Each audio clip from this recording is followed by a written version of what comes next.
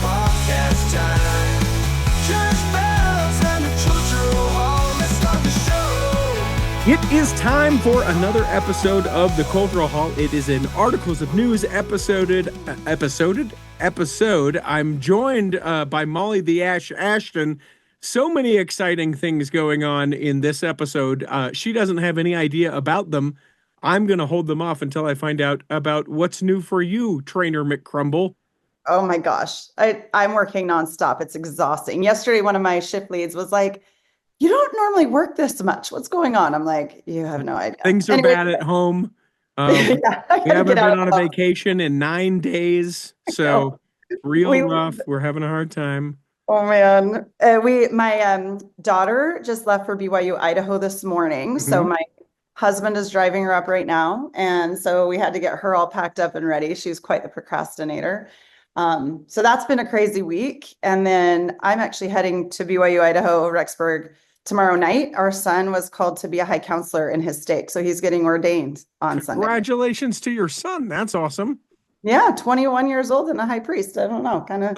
Listen, it's a fast track. Yeah, I He'll guess be so. he'll be a mission president by the time he graduates. Is Right. he married? Is that kid married?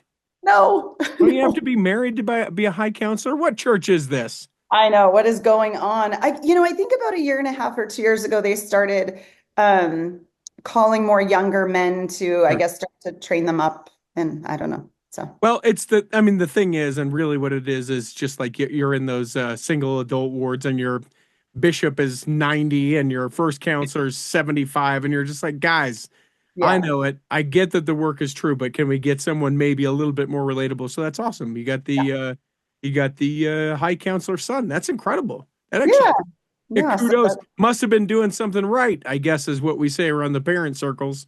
I guess so. Yeah. I'm going to take that to the Yeah. grave. That's good. Yeah. Been Yeah, doing as a win. When they does something wrong, listen, you can't blame yourself for the choices your kids make. But right. when it's something, Well, when it's good. and then our daughter told us 2 days ago she's decided to start her mission paper. So that was definitely, I didn't expect that one coming. So things are good here in the Ashton home right now. So Yeah.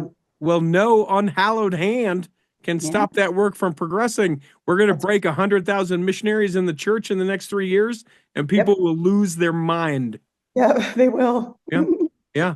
Yeah. Anyway, and then we leave a week from tomorrow for Peru to go hike. Oh, yeah. Machu Picchu. Yeah. And I've been talking to Taylor a bit. Oh. He's been helping me out with some things. And I apologized to him about the chains. Uh-huh. Told him he is still the OG. I just got these for Christmas and I just wear them every day. They're So beautiful chains. It's not a chain competition. I just swear. wanted him to know that I was not trying to take over his glory and whatever. No. Just as if you were to dress up like King Tut, we know you're not trying to be the Pharaoh. You're just really weird. Why would you dress up that way? Right, exactly. Yeah. Well, cool. Well, I've got exciting news for you. One that literally involves you. So I hope you pay attention and get the old calendar out. Hey, I'm headed to your neck of the woods. really? Yeah, I'm coming down that way. I was visiting with a gentleman. We'll call his name Alan because that's his name is Alan. And he's involved with the church and he does some stuff with the Mesa Easter pageant. Awesome. Going on now as we record this. Yep. I've never been. He said, "You know what? You should come." Yeah. I said, "Well, hemmed and hawed and the whole thing." And he said, "Hey, let's just make it happen." Got a little pushy in the nice kind, like the friendly kind of pushy. And I said, fine. I put it on the calendar. So in a year from now, I'm going to be down doing the Easter pageant in Mesa. So just plan on it because I'm only going to be there for a short time. Amazing. I will put it on my calendar. I was like, you've got 2 days left. How are you going to get down here? No, not this year. And hopefully they won't cancel it. That's how this is. I was going to go to the Kimura pageant and then they canceled it. Well, I think then COVID and then they canceled it. Oh, I know. I never saw that. That's such a bummer. I've seen the Mesa Easter pageant so many times. It's incredible. Yeah. I mean, yeah. it's like, so. Yeah. Go ahead. Well, I was moving on to a different subject. I saw that you were named best DJ. Hold on. We're getting there. We're going to get, I want to get a cookie. when I go Okay. down there. Oh, you can have all the cookies you want. If you need a place to stay, let me know. We have a whole house next door. Anyway, Nice. we've got our house anyway. Yep. Yeah. That's actually what I was asking for, but it seemed a little presumptuous, so I started at cookie. I'm glad you went there quick. My house is my casa, mi casa es su casa, Yeah. right? Mikasa es su cookie. The other exciting news, yes, as you were alluding to, I did something that the Kansas City Chiefs couldn't do, which is three-peat. I three-peat, best of Salt Lake City, best DJ in Utah now 3 times running. Amazing. Like, Yeah. has it been 3 times in a row? Yes, three-peat. Three-peat? I love it. Like the You Lakers, like almost the Bulls, like almost the Chiefs, like some other sports somethings. beat them. Yeah. You officially beat them. Here's the That's thing that we should say about it. I recognize that there is some merit to it, but also the majority of what these like best of Utahs or best of Arizona or what's the county you live in? Maricopa. Yeah, Maricopa, best of Maricopa, best of Mesa. Most of those things are so that they can charge $90 a person, give your Yeah. ego a little boost, and make several $1,000s playing upon your emotions. That's what Yeah. most of them what they are. But I still won. You still won. I Yeah. mean, a win is a win. Yes. Doesn't matter what 3x it maybe. costs. 3x. Yeah. Now I got the medallion, the medallion, the medallion. I might buy one of those ridiculous banners that you see outside a place of business. I don't have a brick and mortar. I'm just going to hang it from the back of my car like I just got married. That's what Yeah. I'm going to do. I love 3 it. times. That's awesome. Great idea. Thank you for noticing. Yeah, that's awesome. I sent a message to someone who I'm trying to get them to hire me. So it's the mother of the bride. So traditionally, groom's family pays for the wedding. If you want to get real traditional, groom's family Yeah. pays for the DJ of the wedding. I should say. Sorry. Mhm. So bride's mom loves me in this particular incidents, and I'm like, come on, sell me to them. I'm a 3-timer. I just got this. Let's go. And she's like, listen, I don't want to be that mother of the bride. I'd like, if your daughter was about to make the wrong decision about her husband, wouldn't you step in? And she said, yes, of course. I said, we're not far off right now. You might want to step in. Yeah. Yeah, she really should. Hey, I'm curious, what percentage of your clients for weddings are LDS versus non-LDS? About half. Okay. That's kind of what I wondered. And what's super fun is when you get his family is pretty LDS and my family isn't at all. They used to be. So we're navigating this fine line of like hate the church, love the church. So good luck as you get everybody to have a good time with that. But I actually excel in that sort of place. It's a good place for you. If Yeah, I may say so myself. I believe that. I want to find one thing because I thought this was hilarious. So recently I was trying to book this couple. Speaking of weddings, I don't know why this is so work centric. I very rarely will talk about that kind of thing here in the Cultural Hall because this is all about Church of Jesus Christ of Latter-day Saints, right? It's not about the other stuff. Let me see. Where is this guy's stuff? Where is it? Oh, now I remember his name. Hang on. How they described they wanted their wedding. Here it is. Oh, where is it? Huh. I'll have to find it. Anyway, what he said he wanted, I'll paraphrase because I can't remember the exact words, but he's like, there's a question on this questionnaire that I ask all the couples that's basically what is the definition of success? Or if it's at the end of the night and you knew you had a good time, we had a good time because how do we know that, right? And he says something to the effect of, imagine the gayest club you've ever been to takes over an LDS cultural hall, and that's what we want our wedding to be. And I was like, I am here for this all day long. Let's go. Let's Challenge accepted. Yes. Yeah, So looking forward to that. that sounds fun. Yeah. Yeah. Should be a lot of fun. I've got I have ordered my, I'm having a woman crochet me a rainbow sweater for that. I'm not joking. It's great. It's so cool. A la Jack Black in the Minecraft movie. Oh, Except- yeah. Except mine has the black yarn going down the sides like a tuxedo and then rainbow going out to the sleeves. It's incredible. It's That's incredible. amazing. Yeah. You That's can cool. get anything on the internet, and it's not good for people like me.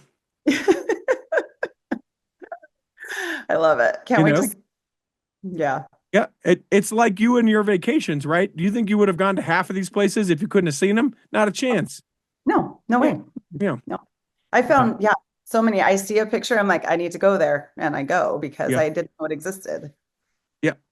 Real quick, as an aside on that, have you ever been to England? Have you done England yet? Yep, I have. Okay, okay. Yeah. What about you? So not yet. This is dark. Let's go here. We have a dog that is like our child, but literally our child because we hate kids, but we like our dog. Yeah, Uh, same. and we know inevitably, not only because of how nature works, but because of how Instagram reels work, that that dog will die and it will be the most devastating thing ever. Our Yeah. plan is in the instant. So we've already got his death plan walked out. We know who we're calling and where in our home he's Okay. going to be put down and Wow. what we're doing and how we're gonna. It's no joke. I thought that planning it would help it be easier. It's not. Now it's just planned. It'll still be incredibly difficult, but like we'll have that day. We'll not sleep that night. The next day will suck. And then the day after that, we're going to book a couple week long trip to England Amazing. because we can't leave him for 2 weeks and he can't take a dog to England. I mean, you could, but who wants to? You don't want to do that. How old Yeah. is the dog? I mean, he's fine. He's like 10, 8, Okay. 9, 10. I don't know. We Somewhere. adopted him. No idea. So he's got plenty of life. He's plenty of life. Plenty of life left. Yeah, that's awesome. Yeah. Yeah, Uh, England is great. It's fun. you went there. Did you do the West End and all the things? Yeah, oh yes. In fact, Okay. and we're going again in September. My daughter wanted to see Evita with Rachel Ziegler. And anyway, Mhm. so we booked tickets. I don't know. It's when you can fly there for free, it just makes everything easy. And so we're going. Well, let me know. I'll make sure that I get down to Mesa for the pageant next year for free and have me a cookie. Yeah, I will take care of you. I may just I haven't decided this or not yet. I may just eat cookies when I come to Arizona. It is a good diet plan, I would say, for Yeah. sure. I mean, there's eggs. There's eggs. I mean, you get a peanut butter cookie, you're getting your Yeah. protein. Yeah. We've got it all, really. I mean, we've got like a raspberry cookie, so you're getting your Yep. fruit. Fruit. I I don't just want to can't. get scurvy. Yeah. Yeah. Yeah, we got a lot. Okay. All right. Deal. All right. Let's take a break. Boy, that was news heavy, huh? Let's take a break. When we come back, we're going to do actual articles of news. And one of the stories, okay, one of the I just can't with one of the stories. How about that? One of the stories I just can't, but we'll probably start there. We'll come back and do that in the second half of articles of news. Let me take just a moment to tell you all about bestdjinutah.com. That is the website where you can learn all about me. Oh, sure, you probably feel like you know me, but you know me in the cultural hall sense. I have a DJ company, now 6 of us strong, great event hosts, MCs, and DJs that can be able to make whatever event you have coming up absolutely spectacular, and hope you will reach out to us. Now you're thinking, well, wait a minute, Richie, I don't live in Utah. Would you travel? Absolutely, I would travel. Would they travel? Absolutely, they would travel. Whatever your event is, doesn't have to be a wedding or a community event. We can do all sorts of things. I can teach you line dancing. I can dance with you. We can do partner dancing. We can do all kinds of things, but we can't do any of it if you don't hit me up. You can go to bestdjinutah.com. You can fill out the form to get more information or get a quote, and then I will get right back to you. Find out why I'm so busy and why sometimes we don't get episodes of the Cultural Hall. It's all because of bestdjinutah.com. Here in the second half of Articles of News, remember, if you've ever heard of this thing called the YouTube, we're on the YouTube, and if you're watching the YouTube, why am I talking like I'm 90? You can see my glasses. Oh, that's why, because I look like I'm 90. Molly, the Ashen, she doesn't need glasses. She went to the eye doctor yesterday. The eye doctor that she goes to is in South Carolina because when you can fly there for free, why wouldn't you? Her eyes are fine. Let's do some actual articles of news. Hit it, Peter, and away we go. You can't lose articles of news. Would you like me to get real riled up first, or would you like to take a story and then allow me to get real riled up? I want you to get riled up right off the bat. That Okay. sounds like an exciting way to start. Okay, I want to tell you a story. Okay. I want to tell you a story about a nation. Okay? Okay. We'll call this nation Schmenited Plates. All right? Okay. And every 4 years, the United Plates has an opportunity to elect a president. Okay, let's keep this in the fictitious space, right? Very. Okay.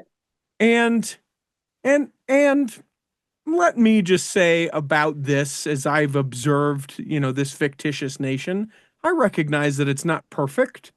I recognize that there are some things that just probably need to be changed. And I'll even go a step further than some of my other lefty friends and say that maybe we just need to chuck the thing in a box and smash it and then see what we can, as we dump the pieces back out and go, we didn't need most of that anyway. I'm even willing to go that far. But there in the schmersnatted plates, that there's a leader and there's a whole bunch of people that are like, hey, pal, we're like a Motel 6. And there's no vacancy, and the light is on. All right, the light is on that says no vacancy. We're not leaving a light on for you. In fact, we're making it essentially like a demilitarized zone on borders, so you feel really uncomfortable being there. I mean, Yeah. just for instance, to say, right? Yeah, theoretically. Right? Yeah, theoretically, of course. And then let's say that there's a gentleman. He's a father. And maybe he's got some tattoos, some things being found out about him. Let's say maybe he's even a gang member, but like there's a process about how someone should be deported, and that maybe hasn't been respected. And there's different people that are like, what? You love gang members and you want to keep them in the United States? Is that what you want? No, but I like Law and Order, not the TV show. I like SVU. I don't like the original one. Not great. That's Me not too. the point. Yeah, right? SVU all the way. All the way. And maybe a little bit of the one with the crossover for the love interest, but then they kind of burned it out. We digress. So you have this nation, and sure, I even understand how you can kind of split hairs about that individual, right? Not necessarily the legal part, but let's just tell you a story about another guy, shall we? Let's take, for instance, I don't know, let's take a doctoral student, right? Guy, he's a scientist, right? Yep. He's not in any sort of gangs or anything like this. He's just like, you know what? I like science, but I was born in a different country. And the Schmenited Plates and my faith tradition has a great university of which I would like to study. And in order to get there, I need to obtain a CLISA is what they had to get. So long as we're going to continue to make this ridiculous, let's make it ridiculous. Yeah. And so then he gets that. And it's legal. And he's here. And he's having kids. And he's being a contributing member of society. And he's paying taxes, I'm sure. And he's serving in his church calling. Now, for the purposes of this story, let's call that church the Church of Jesus Christ of Latter-day Saints, or as some may call it, the Mormon Church, but the Church of Jesus Christ of Latter-day Saints. And, he's got 5 kids. He's got a wife. It's a woman, so we don't have that issue of it being a non-heterosexual marriage, but we digress as far as that goes as well. And let's say that, 5 or 6 years ago, he's planned a church outing where they go fishing. And someone, not him, but someone in his group caught too many fish, according to a Utah state fishing license. So technically, he was cited. And let's say that this guy then went to court and the judge said, "No, what? No, what? Why are you? This is ridiculous. I am dismissing this. We are done. Get out of my court," he said. So let's say that all of that happened, right? And then when we decided that we wanted to make sure that no vacancy light went on, that this gentleman, whom is a member of the Church of Jesus Christ of Latter-day Saints, who the only thing, aside from a speeding ticket, that he's ever done incorrectly according to the law and been cited for was, as the leader of an event, got cited for catching too many fish, which was dismissed in court, and now he's fallen under the I'm probably going to be shipped out of this country while getting my doctorate degree. And because of how that is, we'll have to wait 10 years to come back to the United States. It is unbelievable. That's why it's a story. But I know that, if there were any of my friends that were like, oh no, can do no wrong, this guy cleaning up everything, I'm sure they wouldn't have any sort of umbrage with this story. They would certainly be able to find a way where they're like, oh yeah, but better that one man perish than an entire nation, or some crap like that, where we mingle it and it's just incorrect and infuriating. Oh, P.S. This is not a fictitious story. Find the link for it in the show notes. That is why a guy has lost his educational visa in his doctorate program at Brigham Young University because he was on a church activity and he took the fall, if you can call it that, for catching too many fish on a church fishing activity. It's absolutely unbelievable. Now, I read the article the other day. Has he actually lost his visa at this point, or is under investigation? Do you know? Under investigation. He still lives in Utah presently. Yeah. But Yeah. Well, here's my hope after reading that and seeing what's going on with the gang member in El Salvador. I really, really hope this makes them like take a second, third, fourth, fifth look at all of these people to see that on a case-by-case basis, this person is not going to be harmful to society. This person is a contributing member of society. He has 5 children. Now, did you see where he's from? He's Asian area. Japan. Okay. Mm-hmm. I just keep thinking as these things are happening, please tell me this is teaching them something. Please tell me this is going to help the process become better. Oh, it's awful. Spoiler, it's not. I laugh or I cry. It has not, I should say it this way. So far. It has not seemed to up to this point. Yeah. Because by your rationale, things like, well, they went into that first department and fired a bunch of people, but then they had to hire people back. Certainly they learned from that for the next thing. I know. Everyone at me. Contact at theculturalhall.com. This isn't a political show. Why are you doing all this? It's not. My gosh. This is not. This is like,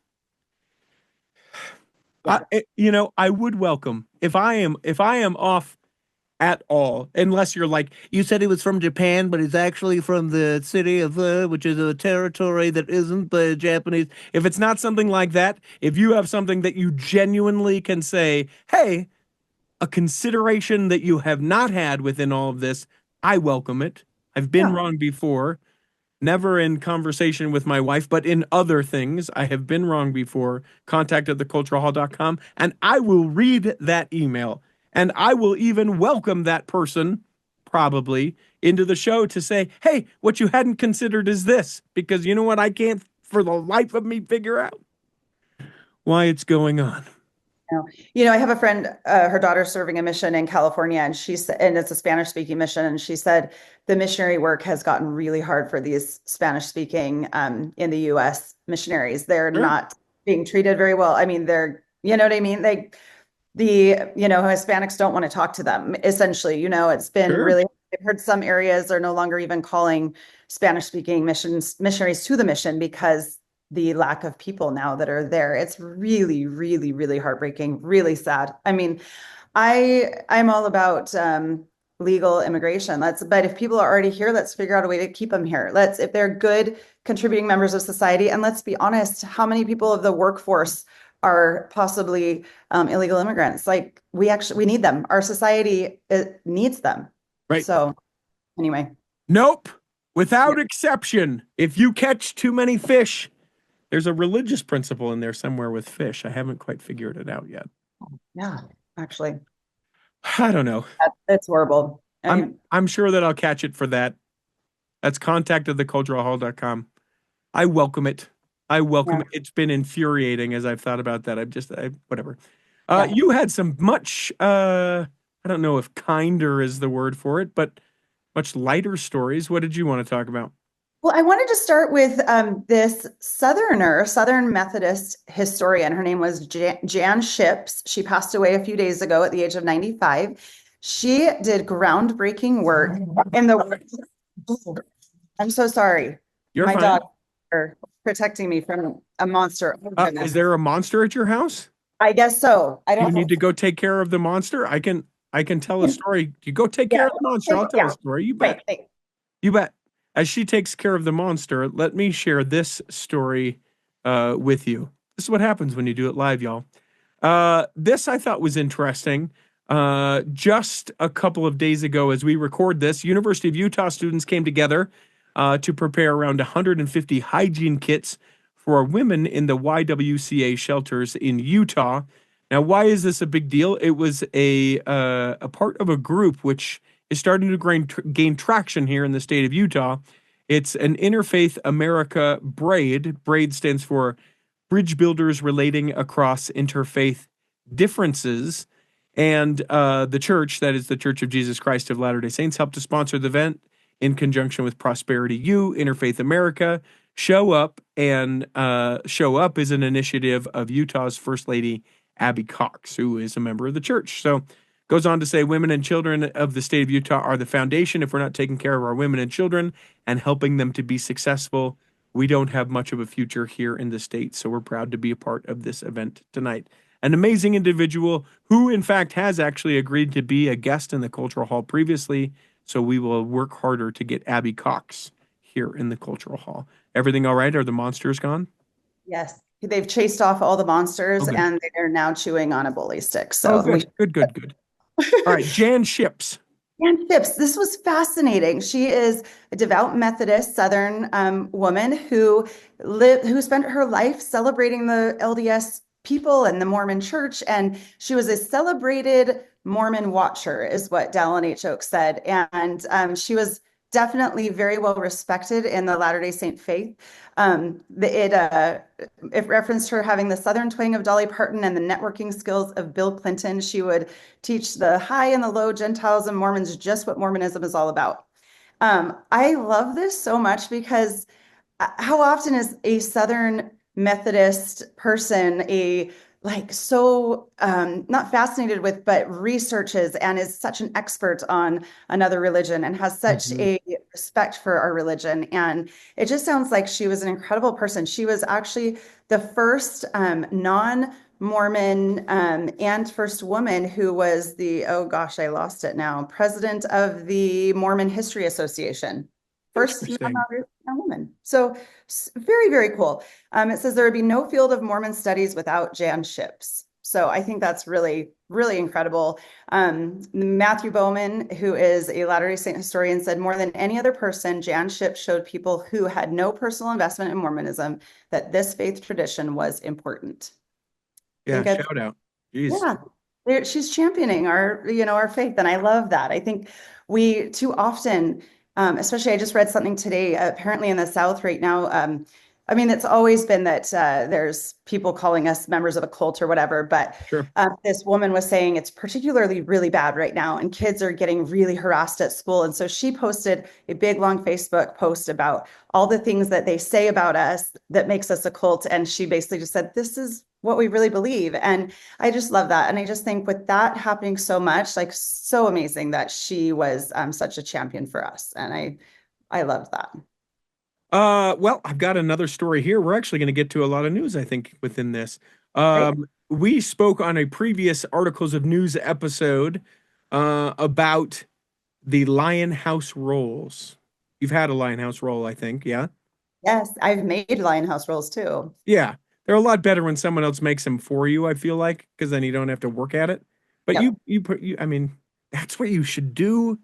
Side business to Crumble. You divide the kitchen and do a little Lion House roll. I'm just saying.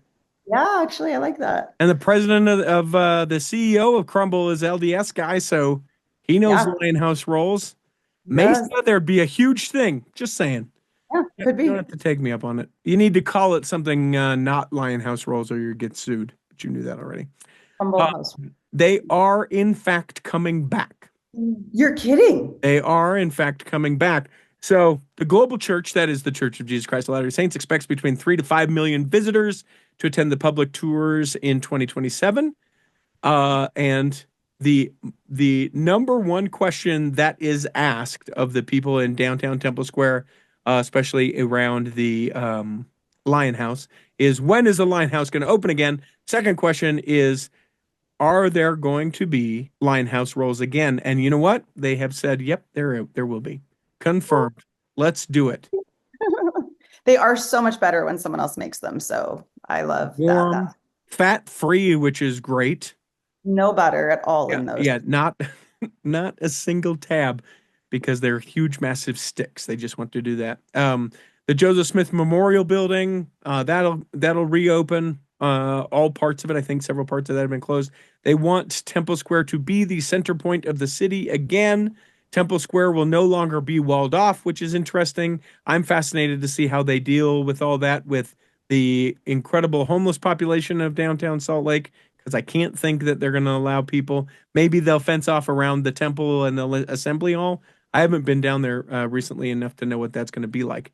I can't imagine that it will just be security keeping us away from those different things.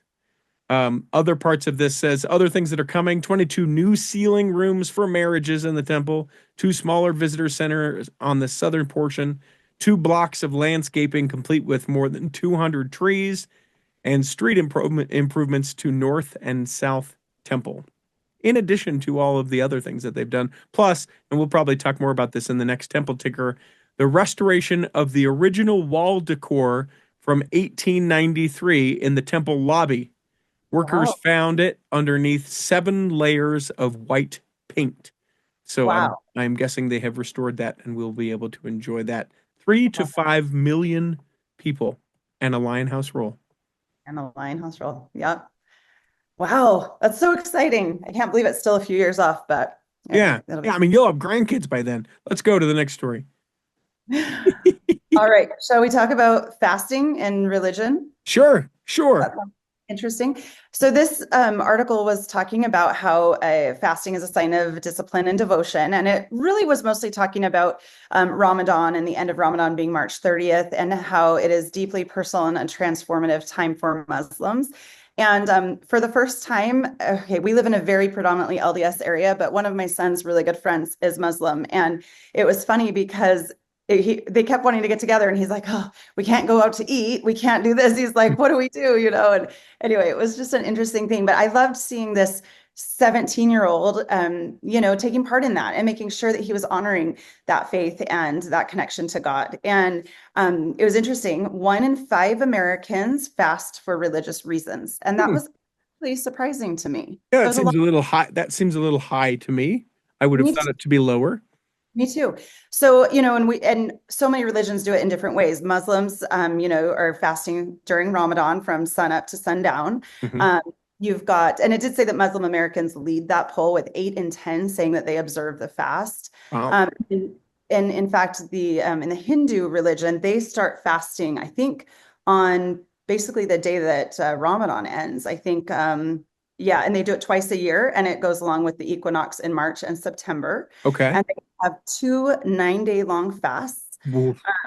Very interesting. This particular, the Prime Minister of India said that he will choose 1 fruit to eat every day. So it might be papaya, he said. So he will eat papaya every day, and that is it, water and papaya. And so I thought that was interesting. And then, of course, we have the LDS faith, where we typically fast once a month. And, it just talked a lot about how it really is a way to ground yourself, center yourself, that energy, all of that. I'm a big believer in fasting for religious and health purposes. And I know I've done 3 or 4 day fasts, and I love the way I feel. I feel like I'm not thinking of food. I'm just thinking of being one with myself. And I don't know. I think it's something that more people should take part in, but it seems like a lot of Americans are taking part in fasting. So do you think within our culture, though, that we, the reason why I actually included this was all of that, and to have the discussion, I don't think we talk about fasting like we used to. I don't think so either. I don't. Not even fast Sundays. I don't even think we, hey, we're in the spirit of fast, and maybe we don't bring treats for the elders quorum. That's why they're a little ornery. Right. But I don't think we talk about fasting. I don't think we occasionally, like, I'll hear, hey, the steak is fasting for Molly's family because of whatever the incident was that occurred, or the diagnosis of something. I'll hear about that on occasion, but not nearly like it used to be. Hey, Yeah. fast Sunday, you'd get fast offerings, the little blue envelopes at your door. Right. Oh, that's electronic. That makes sense. We don't need those routes again. I'm not asking for that. Yeah. But I do wonder, like, have we just stopped doing it because of all of the reminders around it? I, yeah, I don't know. We are really we talk about it a lot in our home, and we make a pretty big deal about Fast Sunday every month. And our children from a very young age have always fasted. They're fasting away from home. Like, we always try to have a reason. And every once in a while, there's the teenagers that are like, I think I'm going to break my fast right now. I'm dying. I'm starving, And anyway, but I do think that we have lost a little bit of that, and that those reminders of why we fast and how important it is. And I don't bring, so if you can imagine, I bring cookies every week to my primary class. What? I mean, weird. Does But the other teacher bring fruit, or are you just a pusher I trying to get know. them young, get them No, addicted young? yeah, pretty much. Yeah, that's what I do. But I don't bring them on Fast Sunday. And they're young, they're 7 turning 8, but it's the perfect time to teach them about fasting and how, you don't need a cookie. And I don't know what they're doing in their home. They're probably not fasting at that age. I'm not really sure. But for the people who are fasting, we don't want to be out in the hallway with a cookie and that sort of thing. So I'm trying to do my part by teaching them a little bit. But I think you're right. I think we do need to be focusing a little bit more on it I as a think whole. you should, incorporating your passionate feelings about fasting and your proximity to delicious cookies. You know how usually you've got the church, the chapel, the door, and then like that first overflow, which is a little smaller, and it's a Yes. second door. I Yep. think I think that one Sunday, one fast Sunday, you should have people be able to pick between the left door and the right door, and be like, behind this door, you can come in and there is a cookie on a chair for you, or you can choose this door and there will not be a cookie on the seat for you. No judgment. Go ahead and have a seat. And Yeah. then in the object lesson that just forces it and makes it heavy handed, you've turned the chairs away from the pulpit. And so their backs are towards their pulpit. And then they realize the consequences of the choices that they've made. And they'll never forget that moment. I love that object lesson. I Yes. might do that. Maybe. Can you imagine? Good That's one. that's one of those object lessons that, like, the new bishop the first week out is like, yeah, we need to teach people. And he's so sincere and so like in his heart, it's such a great idea. It ended up not being such a great idea. Don't do it. Terrible idea in the end. Yes. Yeah. Poor guy. Okay. Well, let me tell you about this story. Why don't I? I thought this was interesting. This breaking news as of today, this very day. You don't have it on your news because I didn't send it to you. A federal judge in Utah on Thursday, that being today, tossed out a brewing class action lawsuit against the Church of Jesus Christ of Latter-day Saints and its investment company, alleging fraud over the religious practice of tithing. Now, you'll remember there was this whole thing, and it was just Huntsman based, but then they were going to try and make it a class action lawsuit, and people could kind of come and say, we are a class of people that thought that the funds were going towards this, but they actually weren't going towards this, and whatever. So he says, without delving into the issues related to church autonomy and the First Amendment, Judge Robert Shelby concluded the lawsuit brought by 9 current and former Latter-day Saints in 6 states should be dismissed because it was poorly argued and filed too late. Plaintiffs suing to recover their tithing, accusing the global faith of misspending their donated funds, should have taken legal notice when an IRS whistleblower's allegation about the church's finances and investments leaked out in late 2019, Shelby wrote, saying the report was clearly the genesis of their legal bid. So not necessarily, it's worth noting, he's not necessarily saying, hey, maybe you don't y'all, have a leg to stand on, but I'm not even going to talk about that because why are we doing this now 6 years later as opposed to the time when this occurred? So, has said, Patui, class action lawsuit on tithing. It's a thing that'll never go away. There will be another case and Yeah. someone else trying to find another way in which to say, hey, I would like my tithing money back. The fascinating thing to me, and I got to do my research, the active members of the church who are suing the church for the Yeah, tithing. I would love to know that story. kind of interesting. Yeah, that's surprising. Don't know how that's going to work. I'm just curious, when you are in another faith like Catholic and you put money in the plate that's passed around, or it's probably all via the internet now, like I don't know, I kind of feel like you pay tithing just as a part of your faith, and at that point it's gone. Like I don't know, it's weird to me, especially like you said, current members. Sure. Like that's really interesting. Yeah, I don't I know. mean, I guess I would say the only split for me and where they and others sort of feel like would be the different thing is that for the longest time, whoa, sorry, that's how my brain works. We were told tithing does not go to the financial arm of the church, right? Tithing is for missions, it's for education, it's for the welfare of the this and the this and the that and the other thing. Yeah. And you know, the mall is the big thing that everyone points to with tithing that well, that wasn't tithing money, but it was the proceeds that was made off of tithing that paid for City Creek Mall. Right. Uh so I think that's where it stems from is that we're told, "Hey, your money won't be used for this. It will be used for this." And the only thing that I can think of that would maybe be I don't know, relevant in a different sort of thing, and then I have a much broader feeling about tithing that I'll share shortly, is that like if you are donating in a church in a pass the plate sort of thing, and they're like, "Hey, you give us this money and it is going to help us buy a new building." And Mhm. then you find out that the money is going to the bank to pay interest on a loan that they took out that they shouldn't have, Yeah. or is going to pay for something else that you didn't want that money to, right? They make this, call this for these tithings for these funds donated Yeah. and just misrepresented it. And maybe that's a completely different thing. Contact at theculturalhall.com. My feeling is this. Here's the deal. God says 10%. So you pay 10%. And you really hope that the people that get your 10% aren't jerks about it. But Yeah. ultimately, that's not the point. Right. Yeah. And it's a Christian principle, right? Oh, the Mormons, man, the evangelical, man, the Catholic, beat. No, God says 10%. He says, I give you all this, you jerks. Just Right. give me 10% back. He probably Right. doesn't say jerks, but he might think it. Might think it. Probably. I mean, There he's are not some perfect. Oh, jerks. he's In perfect. the So. splenited plates, there is a jerk or two. Ah, yeah, I don't know. I get it. I get it that people struggle with that, and I'm thankful I haven't had that struggle of where that 10% is going. I don't know, but I could imagine if you've left the church and have had like a lot of awful things happen that you could, yeah, want it back. I can understand, but anyway. Sure. Sure. Of course.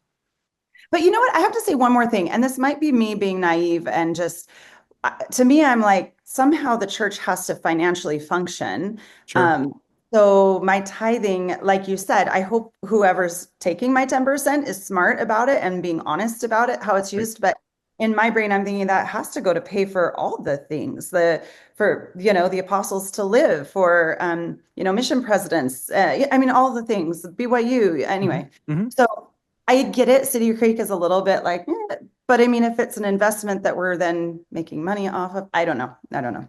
Yeah, I'm if there were to be anything with me that I just wish would be a little bit different is I just wish they would say in the year 2024 from tithing of the nearly 18 million members of the church, we made $5.7 billion. And Yeah. that makes our bottom line $297 billion with an operating cost of blah, blah, blah, and assets of this. That's the only thing to me. And I think that there's a genuine overall feeling, and I know that there are some that would not do this because of this, but I think that there's a genuine overall feeling that if people know they won't pay it, they'll find a way to get out of it. Oh, God doesn't need my money, doesn't need your money now, doesn't need your Yeah. money then. It is a thing that you are commanded to do if you believe in God and believe in tithing. And that's the miss. I think Yep. I think the real miss is like having the testimony of paying tithing. And it's not that crap where it's like, I paid tithing and then one of the three Nephites came to my house and dropped a pot of gold on my porch. That's garbage. That's garbage. Yeah, yeah, I agree. But there are some other blessings, right? I find, here's the deal. If you know you're giving away 10% of your money, you know what you do with the 90%? You're real careful with it.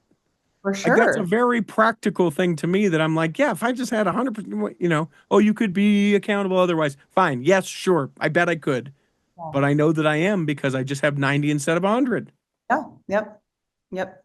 And then the taxes from the splenited plates, they take another third. Right. Yeah, I hate that part for I sure. got just a quick aside. I do quarterlies because I'm self-employed, and then I got a love letter from the IRS the other day, which I do the informed delivery with the UPS. So you get the scanning of the mail, and so at 7 in the morning, I see there's a letter coming from the IRS. I'm like, this day is ruined. And then I open it up, and it's like, hey pal, not enough. Send us another couple $100. And I sent it to my tax guy, and I was like, hey, and he's like, send him a couple $100 extra. Yeah, yep. Yep. We do that as well, the quarterly thing. And the years when our tax guy is like, yeah, we way underestimated those quarterlies. So it's brutal. So we've gone to way overestimating them. So that's been, I mean, it stinks every 4 months to be paying, or 3 months, but Sure. now, All right. Well, we got 10 minutes. How many news stories are we getting to? I don't know. Where should we go next? I don't, you take it. You're in charge. Oh gosh. Okay. Actually, I want to talk about the BYU Medical School. Can we talk about that for a second? Yes, please. And thank you. Do it.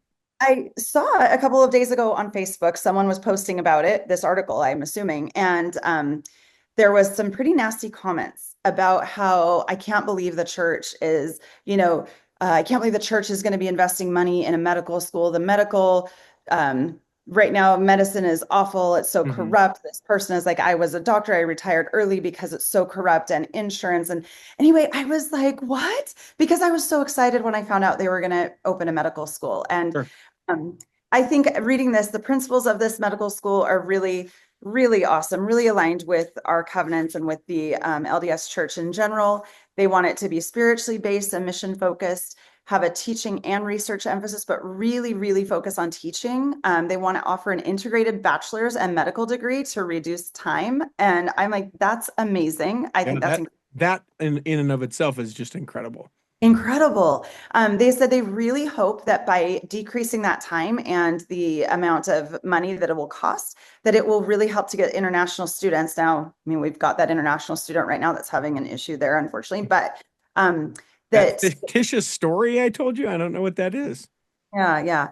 But they really hope that it will get those international students, give them the ability to learn and to get that medical degree and then be able to take it back home to their communities, and that it won't be such a time and financial stress on them that they just end up staying here forever. It's really meant to have them go back to their communities. So I think it looks like it's going to be really amazing. And they expect that they will have their first 60 students in the fall of 2027. Yes, that is what I think is incredible. Yeah. Yep. Yeah. I love it. President Nelson said, in the coming decades, the power of this school of medicine to take forward the mission and the work of the Church of Jesus Christ of the Lord is going to be far beyond anything that we can see here now. And I'm here for it. I'm excited. I don't know about you. I 100%. Yeah. I mean, so a couple things to kind of round that story out to me. I love that we're all pretending it's not going to be called the Russell Nelson School of Medicine at BYU. Yes. And I don't know why we're so weird. Yeah. Like, I hope if I do something amazing in my life and a building or a chair or a road or whatever is going to be named after me, I hope they go, hey, a live person, we're going to name this after you, a live person. Thank you. I'd like to say thank you while I'm alive for that thing. That's one thing. Second thing is, I'm telling you, like the military, think about this as an option. Hey, BYU medical students who are doctors, serve a 2-year medical mission, religious and medical, will pay for your degree. Done. Amazing. Done. That's a fantastic idea. Yep. And with the expansion of the church in Africa and the millions and millions of people who, we're not talking about like, pig heart transplant things. These are things like just getting shots and, these basic kind of things that would need to be done there. We can change the world For with sure. 60 students starting in 2027. And who wouldn't? If you normally go into debt 300,000 and the church is like, "Hey, do this, sign this, go here, you're doing this, go done." Yeah. Done. Done. Done. Yeah, absolutely. Oh, I love the idea of that possibility. That would be amazing. In the Russell Nelson School of Medicine at BYU. Yep. Give him the building before he passes. Yep. For sure. For sure. Oh, All right. exciting. Well, that was a pretty good story. I like this one.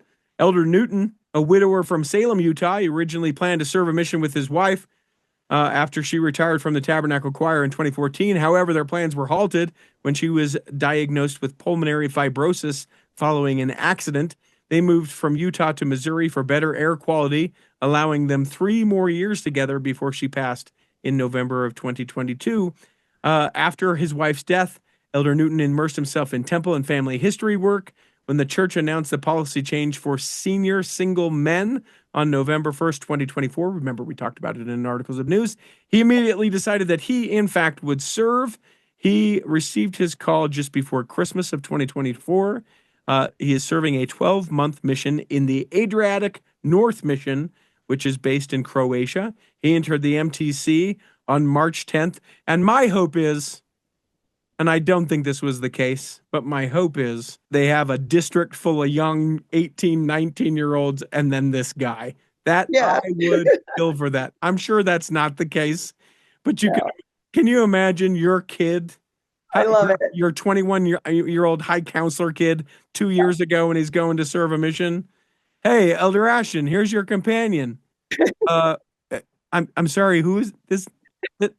This this is my dad's college roommate. Why am I, or I guess Yeah. my grandpa's college Grandpa. roommate. Yeah, I think he's pretty old, honestly. He Careful served, with how you say very old. I don't think he's that old. well, I mean, he served his mission 50 years ago, so he's probably at least 79. Okay. So 79, 70, right? 69, so Yeah, 70. Yeah, sorry, 69, sorry. 70. Yeah. Yeah. I can do now. Yeah, sorry. So But grandpa, but I- that would be pretty epic. yeah, that would be amazing. Well, I have to ask this question because I've never thought about it. I mean, I did think about it when they started allowing adult single men. Why did they allow adult single women and not men for so long? Do you know? More women in the church. Oh, but like more women who could go and do Well, this. and I think that the charge in the call was men get married, women Oh, bide your time until one of these men finds you and then takes you to the temple. I mean, that sounds crude in its description, but I think that genuinely was what it was. interesting. Yeah. Interesting. Well, I think one of the things he's going to do, they said he's really working to help on like difficult visas in all those European countries, but he's also starting a pilot program aimed at reactivating less active members within that mission. And we were there in Zagreb, Croatia a year and a half ago, and then Slovenia, which is another part of it. And there are very few members there, active members. So I think this could be a really amazing program that he could really just light a fire under those less actives and get them back. I want to paint a very grim picture for a hot second. You sell your business and your husband dies. Would you go on a mission by yourself? Ooh, oh, that's a good question. 5, 4, Because 3, 2, 1, go. Don't qualify it. Go. yes, Would you go or no? Not go. Go. yes, Okay. no, no. No, you Uh, wouldn't go. Actually, I probably wouldn't go, to be completely honest. I would actually want to be with my adult children at that time. Like, I'd probably want to be like, oh, I'm going to go spend a couple months in. Okay, so let's frame it a little bit different. Okay. He dies and then it's like a year later. Oh, okay. Yeah, I would go. I would probably go because Yeah. it's always been one of our dreams to go together. So I would feel like I would need to continue that dream without him if I Yeah. Yeah. All right, that's recorded. So if that ever happens, geez, that got dark. Yeah, I hope not. I don't know. You remember Brother Kyle? Yeah. He, Oh, yeah. he promised he'd serve a 6-week mission. I don't know if he's done it yet because he hasn't communicated with me from beyond, Yeah. but I Oh, sort of hope he did. I bet he did. One Yeah. of my favorite episodes was when he was like, no, I wouldn't go on a 2-year mission. And I was like, how long? A year? He's like, no. I'm like, 6 months? He's like, absolutely not. We got him down to 6 weeks and he said yes. 6 weeks. I struck a deal. Yeah. Hey, I it miss worked. him. I miss him so much. For people who don't have any idea what we're talking about, there was a gentleman who was a co-host, just like Molly the Ash Ashton is, and he had got ALS and and then died way too young. And there's lots of miserable people in the world who could die, but he was not one of them. But he did die, and Yeah, not miserable fair. people got to live instead. Yeah. Let's do one more. Wrap us out. Take us wherever this is going to go. Okay, I mean, it's not a super fun one, but I think this is really important. Utah adds protections for children of influencers Yeah, after the conviction of YouTuber Ruby Frankie. And I actually think this one was really important because the Salt or Utah is like influencer capital of the world. I mean, I see them all over the internet. And it was actually Ruby Frankie's ex-husband, Kevin, who brought this to Governor Spencer Cox. And basically, it is allowing a path for adult children to be able to scrub the internet of anything that they were a part of when they were young. Basically, Kevin says children cannot give informed consent to be filmed on social media, period. And that is really true. And he carries a lot of guilt. I think once he got out of Ruby Frankie's like grasp, I mean, for a while, it kind of felt like he was standing by her, but now he is completely distanced himself from her and really feels terrible about what he's done to his kids. Well, now, one thing I thought was interesting, it said that any online creators who make over $150,000 a year from their content creating using children will be required to set aside 15% of those earnings in a trust fund that the kids can access when they turn 18. that's So great. it's awesome. It's amazing. What I don't know is that like if you have 6 kids, they split that 15%. If you have 1 kid, they get the whole 15%, or is it 15% for all of them? At one point with Ruby Frankie, that would be 90%. What do you think? I mean, it's probably just 15% for 15% for kids, I'm sure. Yeah. anyway, it was pretty a good article, and it makes a lot of sense. I'm really happy that they've taken those efforts into these kids of these influencers, not just in the church, but there's a recent documentary on Netflix that is just really talking about how awful some of these kids have it as young children and teenagers because their parents are just treating them like slaves and actors to fund their lives. It's really heartbreaking, honestly. Yeah, which parents would argue, listen, I paid their whole life. It's fine. They should, give back. Now, I understand part of it. Here's the deal. I don't ever understand like, hey, I don't want to do this. No, you have to do it. Absolutely not. In any circumstance. Yeah. If it's you and your husband and you're like, we're the traveling Ashtons and you're all about it and he's like, blow it out your hole. I think that it would be like, no, listen, you can't force him to do it. End of story. Don't be that. Like there reaches a point where it's like, okay, was he just in a bad mood? Fine. That's fine. I don't want to do this anymore. And you continuing to do that. Should there be able to be things set in place where it's like, no, absolutely not. Yes, 1,000%. Sure, for sure. I want to end with this quote from Eve Frankie. She's the youngest child. She said, I'm not saying YouTube is a bad thing. Sometimes it brings us together, but kids deserve to be loved, not used by the ones that are supposed to love them the most. Pretty heartbreaking. And really, yeah, anyway. Have you finished Sherry's book yet? No, I listened to a podcast that basically gave the Cliffs Notes of the whole thing because that was easier. It was really, really well Listen done. to the book. What? Listen to the book. Why wouldn't you listen to the book? I will. Download it and put it on one of your plane rides. I will. I do. Yeah, I will. I need to. I'm committing you to it right now. You just said, I will. I'll go. He's going to keep calling me and he'll keep calling. I'll go. All right. That's it. I don't know if I'm going to get to chat with you again before you leave. So safe travels. Where are you going again? Peru. Ugh, Machu Picchu. Yeah. I mean, you Like have 2 a week. weeks? Are you going for 2 months like Taylor? No. Only like 8 or 9 days. Oh. Our kid, we're bringing a couple of our kids, so they're going to be missing school. Good. Yeah. The education they'll get there. You know what they'll miss in school? Nothing. And you know what I have to say? I'm really appreciative of that. My high school daughter's teachers, they're like, heck, if your parents are taking you to Peru, that's way better than what we're going to do here in school. So my daughter's just really worried. She's a straight A student, like top of her class. And so she wants to make sure that all her ducks are in a row, but she should be good. And you know what you should tell her? What? It doesn't matter. No one will ever ask. I know. Ever. Yeah. Literally never. Not even as like a fun, what was your GPA in high school? Yeah. Never. No. Ever. Although she has her sights set on BYU medical school. So on the Russell M. Nelson Medical School. All right. Yep. Maybe that matters. Yeah. But for the rest of us, C plus C plus C gets your diploma. There you go. That's right. My older kids hate it because I let her miss school all the time. I'm like, Yeah. well, she's getting straight A's. What else do I have to ask? You know? If they give you a hard time in the future, just say, she's my favorite. Watch it, or you're not even going to be in the will. I like that. Yeah. I'll let them know. Just shoot them straight. That's all. We hope that this episode has nourished and strengthened your body.